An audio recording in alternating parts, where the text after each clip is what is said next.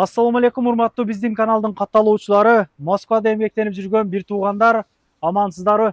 Көптөгөн ага инилер Кыргызстандан бери такси айдаганы келишет. Жакшы жумушту сунуштап силерге чыгып атабыз.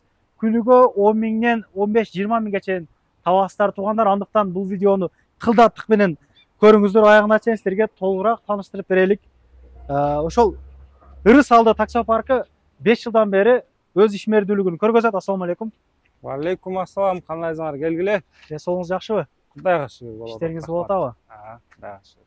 Элдерге жумуш орнуну түз берип атыпсыз азыр. Негизи эле буга чейин дагы бир 3-400 адамды Вукуптан алып берип, машина алып кылыпсыз. Арендагадан азыр машиналарыңыз бар экен. Булардын арендалары канчадан, кандай условия менен алат? Толугураак маалымат берелик. Бул азыр арткаңызда биздин арткада турган машиналар Geely Coolray деген машиналар. Geely деген бул деген Volvo компаниясы сатып алган. Мындайча айтканда бул Volvo үлгүсүндөгү машиналар. Просто Пыш болот бирок Volvo'лар, мемези эле, эмблемасы эле бөлөк да. Так машинанын бүт катоп, мотор, коробка, бүт немелери ошол Volvo'нуку.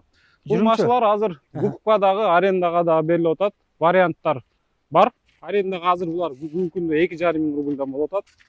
Так комфорт класста иштейт. Бул машиналар где-то 10 миңден бир 15 миңге чейин иштешет күнүнө. Күнүгө 10 миңден 15 миңге чейин смело тапса болот. Грязный, Грязный, а? Арендасы 2,5 миң кетсе, 1,5 миң бензине кетсе, 4 миң кетсе, 1000 сом тамак ичсе, 7-8 миң таза түшөт да. Эми действительно иштеген адамдыкы, 10 саат иштеп, график менен чыгып иштеп, анан бир күн чыгып алып 15 саат иштей коюп, анан эртең чыгып 3 саат иштеп, ныксырап жатып калган адамдардын иши эмес да. Volvo да, действительно качественный машина. Эми любой эле Вукуп алам деген адам YouTube'дан кирип маалымат чогултуш керек. Бул тууралуу маалыматтар полный бар. Мына жабылгандан эле байкап атасыңар да качествону. Ошо. Бүгүнкү күндө азыр арендага наличие бар. Вукупка берерге келип заказ берет. Вукуптун шарттары булар ежемесячно 75 миңден чыгарып берип атабыз 36 айга, 3 жылга. 3 жыл 75 миңден бери аренда айдаганда эле айдашат, машина өзүнө өтүп кетет. Первоначальный взнос 250 миң. Вукуптуку. Вукуптуку. Первоначальный взнос обязательный нерсе, потому что чыгарып буну фаразын сатып, катализаторун сатып, машинаны штраф кылып качкан туугандар аябай көп. Ошого первоначальный взнос 250 миң, бирок 150 миң берип, 100 миңде 2 айга рассрочка кылып беребиз. Арендага болсо күнүнө 2,5 миңден депозити 10 миң рубль. Ошол депозит ошол эле машина штраф кылып, же катализаторун сатып, же бир нерсе кылып кетпеш үчүн кармалат. Андан кийин машинаны тапшырып кеткенден кийин аркасынан штраф келбесе, аркасынан которуп беришет. Аренда 2,5 миң. Күнүгө 2,5 миңден алып, туугандар 10 миңден 15-20 миңге чейин иштесеңиздер болот. Бул негизи иштейм деген адамдын иши. Чынын айтайын, мен досторум экономдо деле 13-12 миңге чейин иштеп атат. Пололор менен, Киялар менен. Булар менен нормально иштесе керек, комфорт менен, да?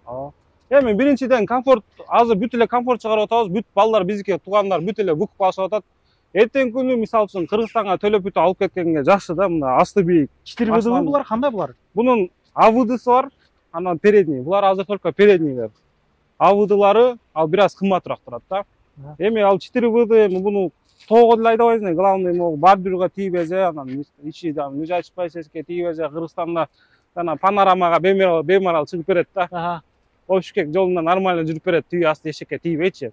Ошо жана карпарга курсагы менен азылып калбай жакшы жүрөт. Ошол передний ведущий 1.5 турбина, где-то бир 150дей болуш керек аттын күчү. Жаман күчтүү. Жаман спортивный машина бул. Тартыштары, могу комплектациялары, рульду каякка бурсаң ошол светти ошол жака күйүп жарык кылып берет. Мындайча айтканда бүт керектелүүчү нерселер бар. Мунун атайын салону тряпочный алдык. Көптөгөн водительдер баягы хотя бы өзүнүкүн болсо дагы неме кылышат да. Бел жана кожаный заменительдерде бел тердеп, кайра кургап, ошо көптөрү белге влиять этип калат да. Жерде тряпочный салон бар.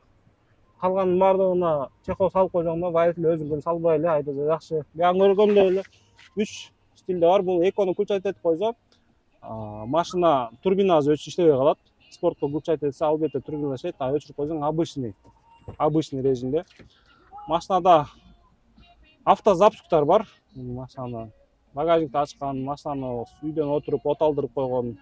Мындайча айтканда бүт керектелүүчү нерселер бар. Ошондой эле задний вид камералар бар. Албетте тормоз тепмече которулбайт. Бул жакта подогрев сиденья, бүт керектүүлүүсү, бүт нерселери бар. Жакшы экен. Алса болот ушул машиналарды. Азыркы мен совет берет элем ушул машиналар. Эң надежный машиналардын бири бүгүнкү күндө Кытайлардын арасынан Россияда. Общий сумма канча болуп калат выкупка? Эгер алам дегендер болсо. 75 миңди 36 айга көбөйтөсүздөр, алдынан 250 миңди кошкосуздар. Биздин парктын преимуществосу биз баягы 5 жылдык тажрыйбабыз болгон үчүн 5 жылдан бери биздин бир да арткабызда жана башка жактарда ызчуу мына машинамды бербей койду, анан акчаны төлөп келип алып койду, анан мынтип Таза дең. Жок, эркекчелер мисалы эки тараптуу келишим болот, өзүнүн тарабын аткарган балдар бүт машиналарын өзүнө чыгарып алып өткөрүп кетишкен. Жигиттер, сиздерге жакшы мүмкүнчүлүк, иштейм дегенге любой жерде иш бар негизичи. Анан ошо левый жака мындай баспай эле иштеген болсок, 12 сааттан Кудай кааласа жакшы эле тыйын тапса болот. Таксиден 2-3 машинадан выкупка алып өткөрүп койгон менин дос тааныштарым аябай көп. Мен азыр билбеген менен такси мындай такси тигинте берет деп.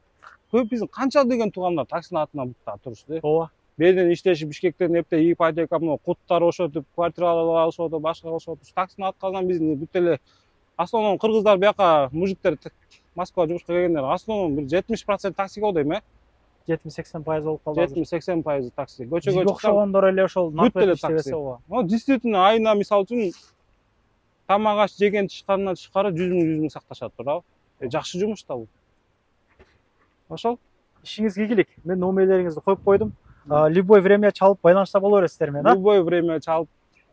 Эртең менен 10-10 кечки 7ге чейин биздин офис постоянно иштейт. Биздин дарек Дорожный 3 корпус 19. Өзүңөр азыр биз келип видео тартып аткан жериң бар. Биздин офис бул жерде жайгашкан. Кроме воскресенья 10-дон 7ге чейин келип ушул жерден машина алып кетип болот. Машина всегда в наличии. Арендага ошондо 6-1ге бересиздер. Жок, арендага азыр 7-0 болуп калган, потому что азыр бул машиналар азыр кымбатташат элдин бардыгычы. По сути, машина кымбат эмес, просто доллар өсүп кетип атат да.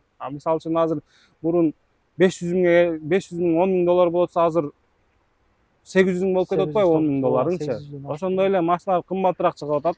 Албетте ошо мурун 7-8 миң араң иштеген адамдар 15 миң иштешип атат. То есть инфляция жүрүп атат да. Машина кымбатыраак чыккан. Ошого машиналар 7-0. Азыр Москвада баягы эски машина уже давно выкупать этилип бүткөн. Частный адамдарда гана машина 6-1 болбосо, калган жакта бүт эле 7-0 болуп. Канча штук бар сизде азыр мондой машинадан? Энен бизде негизи аяк бягы санасак 500 ашык машина бар. Анын тең жарымы выкупать этилип аткан, тең жарымы арендага жүрөт. Чалыңыздар туугандар, максималдуу түрдө дос туугандардын группасына жөнөтүп коебуз. Элдер билсин, алып минишсин. Элдер дагы көчүктү мындай катуу коюп, иш кылыңыздар, акчаны табыңыздар. Тилеген ой максаттарыбызга жетишелик жигиттер. Жигиттерге мына тиешелүү бул сөзүм. Ошо элдер биле турган жери ошол надежный таксопаркпыз. Ошол 5 жылдан бери иштеп келип атабыз. 5 жылдан бери арткабызда бир да ызычуу жок. Выкуп алсаңыздар обязательно мындай звонок кылгандардын баардыгы эле сурайттар, төлөп бүткөндөн анан бир Ашилтон айтып машинаны алып койбойсуңар деп эл действительно ызылдап калды да, коркуп калды. Конечно, кечээ эле түнтө эле чоң болуп таксопарк болуп чыга калышы эле кайра 1-2 айдан кийин эле анан дозу минтип кетти, тигинип кетти деп чыгышып атышачы. Туурабы?